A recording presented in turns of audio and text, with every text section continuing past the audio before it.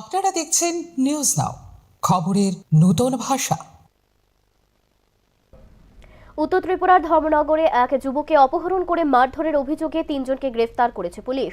অভিযোগ, গত ১৫ জুলাই টিটু দাস নামে এক যুবককে জোর করে তুলে নিয়ে গিয়ে মারধর করে বাবুল ভাজপার, রঞ্জিত ভাজপার এবং প্রণয় দাস।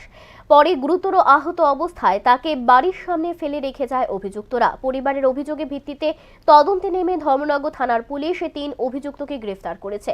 আহত যুবক চিকিৎসার পর বাড়িতে ফিরেছেন। ঘটনায় এলাকায় চাঞ্চল্যের সৃষ্টি হয়েছে।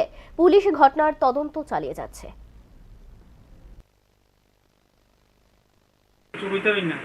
তখন পাড়ার মানুষে পাড়ার দিন আমরা যাইব আসুন আগে দেখছে ওই যে আমার যে হ্যাঁ সবাই গেছে আর কি সিদ্ধ 2 জন 3 জন আমার দিকে পালাই।